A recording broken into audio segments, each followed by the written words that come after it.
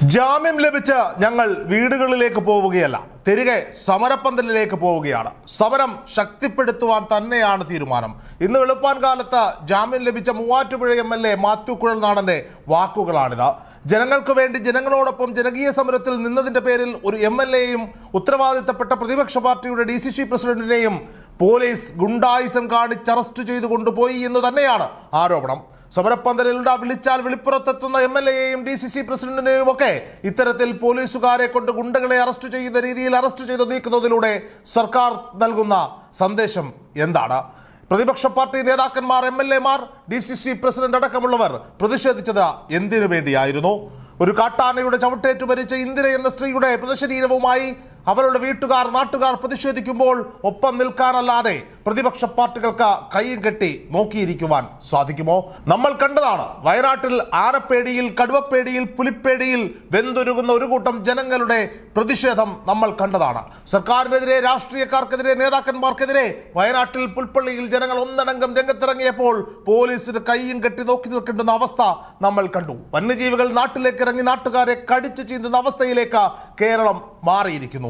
കേരളത്തിൽ വനം വകുപ്പ് എന്നൊരു വകുപ്പുണ്ടോ, കേരളത്തിൽ ഒരു സർക്കാരുണ്ടോ എന്ന് ജനങ്ങൾ ചോദിച്ചാൽ മറുപടി പറയുവാൻ ഇല്ല. കാട്ടിൽ വെള്ളം കിട്ടാതാകുമ്പോൾ, ഭക്ഷണം കിട്ടാതാകുമ്പോൾ കാട്ടിൽ വലയുന്ന വന്യജീവികൾ നാട്ടിലേക്ക് ഇറങ്ങുന്നത് സാധാരണമായി കൊണ്ടിരിക്കുന്നു. കയ്യും കെട്ടി നോക്കി നിൽക്കുകയാണ് സർക്കാർ, ഒന്നും ചെയ്യുന്നില്ല.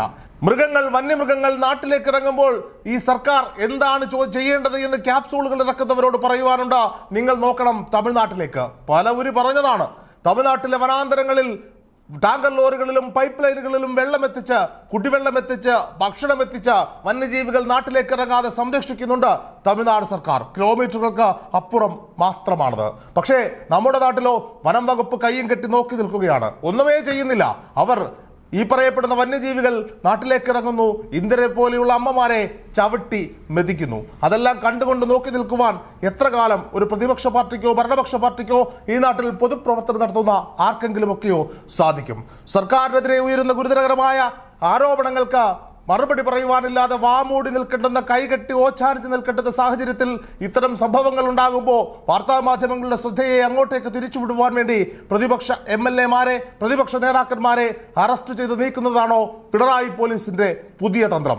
ട്രഷറിയിൽ പണമില്ല, ശമ്പളം കൊടുത്തിട്ടില്ല, ശമ്പളം അക്കൗണ്ടിൽ വരും, പക്ഷേ എടുക്കുവാൻ പറ്റില്ല. പറയുന്നത് കേരള സർക്കാരാണ്.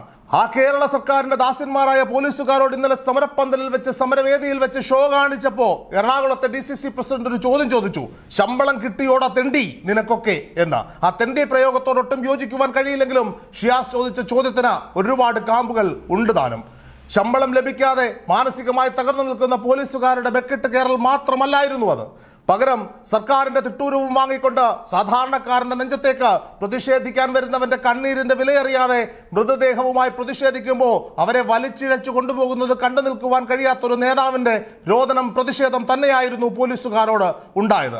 പോലീസുകാർക്ക് പറയുവാൻ മറുപടിയില്ല, മിണ്ടാതെ നിൽക്കണം. അതാണ് ഈ നാട്ടിലെ ഓരോ സർക്കാർ ഉദ്യോഗസ്ഥന്റെയും അവസ്ഥ. അവിടെയും ഇവിടെയും എല്ലായിടവും കേരളത്തിന്റെ സമസ്ത മേഖലകളിലും ജനം പൊറുതിമുട്ടുകയാണ്. എന്നിട്ടും ലോക്സഭാ തിരഞ്ഞെടുപ്പ് വന്നപ്പോൾ ഇളിച്ചുകൊണ്ട് നേതാക്കന്മാർ 20 മണ്ഡലങ്ങളിലും വോട്ട് ചോദിച്ചുകൊണ്ട് രംഗത്തുണ്ട്. CPMന്റെയും CPIയുടെയും ഭരണപക്ഷത്തിന്റെ ഘടകകക്ഷികളുടെയും ഒക്കെ നേതാക്കന്മാർ രംഗത്ത് വോട്ട് പിടിക്കുന്ന ജാഗ്രതയിലാണ്, വോട്ട് പിടിക്കുന്ന ധൃതിയിലാണ്. കർഷക ഭരണങ്ങൾ നടന്ന പല മേഖലകളിലും, വന്യജീവി ആക്രമണം നടക്കുന്ന പല മേഖലകളിലും ഇവരൊക്കെ എങ്ങനെ വോട്ട് ചോദിച്ചു ചെല്ലുമെന്ന് ജനങ്ങൾ നോക്കിയിരിക്കുകയാണ്, കാത്തിരിക്കുകയാണ്. വരൂ, ഞങ്ങളിലേക്ക് വരൂ, വോട്ട് ചോദിക്കുവാൻ വരൂ, ബാക്കി മറുപടി ഞങ്ങൾ പോളിംഗ് ബൂത്തിലെത്തി ബാലറ്റ് പേപ്പറിലൂടെ തന്നുകൊള്ളാമെന്ന് തന്നെയാണ് പൊതുജനം മറുപടി പറയുന്നത്. നമുക്കറിയാം, മാത്യു കുഴൽനാടൻ സർക്കാരിന്റെ കണ്ണിലെ കരടാണ്. മുഖ്യമന്ത്രിക്കെതിരെ, മുഖ്യമന്ത്രിയുടെ കുടുംബത്തിനെതിരെ ഉയരുന്ന അഴിമതി ആരോപണങ്ങൾക്ക് പിന്നിൽ മാത്യു കുഴൽനാടനാണ്. ആ മാത്യു കുഴൽനാടനെ തകർക്കുവാൻ പലവരും ശ്രമിച്ചതാണ്. പക്ഷേ വിൽ പവറിന്റെ പേരിൽ, തന്റെ കയ്യിലുള്ള തെളിവുകളുടെ പേരിൽ, പിടിച്ചു നിൽക്കുവാനുള്ള ശേഷിയുടെ പേരിൽ, താൻ ചെയ്യുന്ന പ്രവൃത്തിയിൽ സത്യസന്ധതയുണ്ട് എന്നതിന്റെ പേരിൽ മാത്യു കുഴൽനാടൻ ഒരാൾക്കും തൊടാൻ കഴിയാത്ത വലിയ ശക്തിയായി മാറിക്കൊണ്ടിരിക്കുന്നു. ആ മൂവാറ്റുപുഴ MLAയെ അറസ്റ്റ് ചെയ്യുവാൻ ഒരു ദിവസം തുറങ്കലിൽ വെക്കുവാൻ സർക്കാർ ഇട്ട പദ്ധതിയായിരുന്നു ഇന്നലത്തെ ഈ ഷോ എന്ന് പറയുന്നതിൽ യാതൊരു വിധമായ സംശയവും വേണ്ട. പണ്ടും നമ്മൾ പറഞ്ഞിട്ടുള്ളതാണ്, പ്രതിപക്ഷ പാർട്ടികളെ ശക്തിപ്പെടുത്തുന്നത്, പ്രതിപക്ഷ പാർട്ടികൾ ഒരു പക്ഷേ ഒന്ന് പിന്നോട്ട് പോകുമ്പോൾ അവരെ ഏറെ ആർജവത്തോടെ പ്രവർത്തിക്കുവാൻ ഊർജ്ജം കൊടുക്കുന്നത് ഇവിടുത്തെ സർക്കാരാണ്, ഇവിടുത്തെ പോലീസാണ് എന്ന് നമുക്കറിയാം. രാഹുൽ മാങ്കൂട്ടത്തിൽ വിഷയം നമുക്കറിയാം. രാഹുൽ മാങ്കൂട്ടത്തിന്റെ പേരിൽ ഒരു സമരത്തിന്റെ പേരിൽ കേസുണ്ടായപ്പോൾ രാഹുൽ മാങ്കൂട്ടത്തിന്റെ വീട് വളഞ്ഞ് കൊച്ചുവെളുപ്പാങ്കാലത്ത് ഒരു കൂട്ടം പോലീസുകാർ വന്ന് അദ്ദേഹത്തെ അറസ്റ്റ് ചെയ്തുകൊണ്ട് പോയപ്പോൾ രാഹുൽ മാങ്കൂട്ടത്തിന് വർദ്ധിച്ചൊരു ഇമേജ് ഉണ്ട്. അത് തന്നെയാണ് ഇവിടെ മാത്യു കുഴൽനാടനും മുഹമ്മദ് ഷിയാസിനും ഒക്കെ സംഭവിക്കുവാൻ പോകുന്നതും. സാധാരണക്കാരായ ജനങ്ങൾ ഇതെല്ലാം കാണുന്നുണ്ട്. ഒരു ജനപ്രതിനിധിയെ, ജനം വോട്ടിട്ട് വിജയിപ്പിച്ച ഒരു ജനപ്രതിനിധിയെ പ്രതിഷേധ സമരത്തിന്റെ പേരിൽ സമരപ്പന്തലിലെത്തി അറസ്റ്റ് ചെയ്തു കൊണ്ടുപോകുന്ന പോലീസിന്റെ കിരാതമായ നടപടി. അതിന് മണിക്കൂറുകൾക്ക് മുമ്പ് മാത്രമാണ് മുഹമ്മദ് ഷിയാസും ഈ പറയപ്പെടുന്ന മാത്യു കുഴൽനാടനും പോലീസ് സ്റ്റേഷനിലേക്ക് ചെന്നത്. അവിടെ വെച്ച് വേണമെങ്കിൽ അറസ്റ്റ് ആകാമായിരുന്നു. പക്ഷേ അതിനൊരു ഗുമ്മില്ലല്ലോ. അല്ലെങ്കിൽ മുകളിൽ നിന്ന് ആഭ്യന്തരമന്ത്രിയുടെ, മുഖ്യമന്ത്രിയുടെ ഓഫീസിൽ നിന്ന് തിട്ടൂരം വന്നത് പിന്നീടാകാം. പൊതുജനമധ്യത്തിൽ അവരെ അറസ്റ്റ് ചെയ്ത് ഒരു ദിവസം തുറങ്കിലടക്കണമെന്ന് വിചാരിച്ച സർക്കാരിന് കേരള പോലീസിന് തട്ടുകിട്ടിയത് മജിസ്ട്രേറ്റിന് മുന്നിൽ ഹാജരാക്കിയപ്പോഴാണ്. ഈ വകുപ്പ് എങ്ങനെ നിൽക്കുമെന്ന് മജിസ്ട്രേറ്റ് ചോദിച്ചുകൊണ്ട് ഇടക്കാല ജാമ്യം അനുവദിക്കുന്നു. ഇന്നും വീണ്ടും ഇവർ മജിസ്ട്രേറ്റിന് മുന്നിൽ കോടതിയിൽ ഹാജരാകേണ്ടതുണ്ട്. പക്ഷേ ഒന്ന് ആലോചിക്കണം, ജനങ്ങൾക്കൊപ്പം നിന്നാൽ ഇതാണ് അവസ്ഥ എന്നാണോ സർക്കാർ പറഞ്ഞു വെക്കുന്നത്?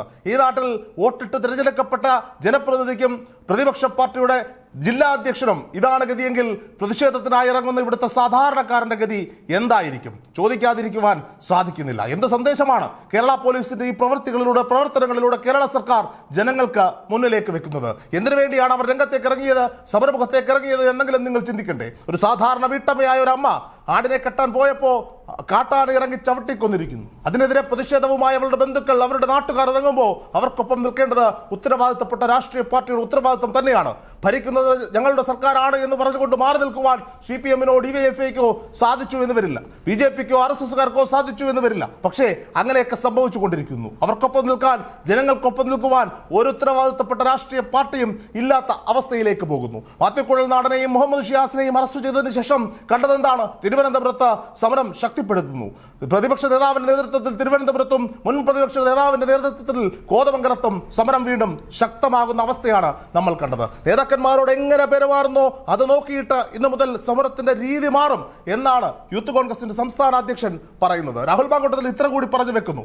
ക്ലിഫ് ഹൗസിലെ പഴയ അലമാരക്കുള്ളിൽ മരപ്പെട്ടി പെറ്റുകിടക്കുന്നു എന്ന് പരാതി പറയുന്ന മുഖ്യമന്ത്രി വിജയനോട് പറയട്ടെ, ആ മരപ്പെട്ടിയെ ഭരിക്കാൻ ഏൽപ്പിച്ചിരുന്നെങ്കിൽ ഒന്നുകൂടി മിച്ചപ്പെട്ട ഭരണം കാഴ്ചവെക്കുവാൻ ഒരുപക്ഷെ കേരളത്തിൽ സാധിച്ചേനെ എന്ന യൂത്ത് കോൺഗ്രസിന്റെ സംസ്ഥാന അധ്യക്ഷൻ പരസ്യമായി തന്നെ പറയുകയാണ്. അതായത് മുഖ്യമന്ത്രിയേക്കാൾ നല്ലവണ്ണം ഭരിക്കുവാൻ ഇവിടുത്തെ മൃഗങ്ങൾക്ക് പോലും സാധിക്കുമെന്നാണ് യൂത്ത് കോൺഗ്രസിന്റെ സംസ്ഥാന അധ്യക്ഷൻ പറഞ്ഞു വെക്കുന്നത്. സമരം ശക്തമാവുകയാണ്. ഈ പറയപ്പെടുന്ന ലോക്സഭാ തെരഞ്ഞെടുപ്പ് പടിവാതിക്കൽ വന്നു നിൽക്കുമ്പോൾ സമരം ഓരോ വിഷയങ്ങളിലും പ്രതിപക്ഷ പാർട്ടികൾ ശക്തിപ്പെടുത്തുമ്പോൾ സർക്കാരിന് പിടിച്ചു നിൽക്കുവാൻ സാധിക്കില്ല. ഒപ്പം പറഞ്ഞു നിർത്തുവാൻ സാധിച്ചിരുന്ന സർക്കാർ ഉദ്യോഗസ്ഥർ അസ്വസ്ഥരാണ്. അവരും സമരമുഖത്തേക്ക് ഇറങ്ങാൻ പോവുകയാണ്. കൃത്യമായി ലഭിച്ചുകൊണ്ടിരുന്ന ശമ്പളം പോലും നൽകാൻ കഴിയാത്തൊരു സർക്കാർ വെറുതെ വീമ്പ് പറയുകയാണ്. പെൻഷൻ മുടങ്ങിയിട്ട് മാസങ്ങൾ എത്രയായി സാറേ? ലോക്സഭാ ഇലക്ഷൻ പടിവാതിക്കൽ വന്ന് നിൽക്കുമ്പോൾ വോട്ട് തണ്ടാൻ വേണ്ടിയെങ്കിലും 1-2 മാസത്തെ ഈ പെൻഷൻ കാശ് പാവപ്പെട്ടവർക്ക് കൊടുക്കണം. എന്ത് നടപടിയാണ്? മലയോര മേഖലകളിൽ, വനമേഖലകളിൽ താമസിക്കുന്ന സാധാരണക്കാരുടെ ജീവന് സംരക്ഷണം ഒരുക്കുവാൻ സർക്കാർ തന്നിട്ടുള്ളത് എന്ന് പ്രതിപക്ഷ പാർട്ടികൾ ചോദിക്കുമ്പോൾ ഉത്തരമില്ലാതെ പഞ്ചപുച്ഛമടക്കി മിണ്ടാതെ നിൽക്കുവാൻ മാത്രമാണ് സർക്കാരിന് സാധിക്കുന്നത്.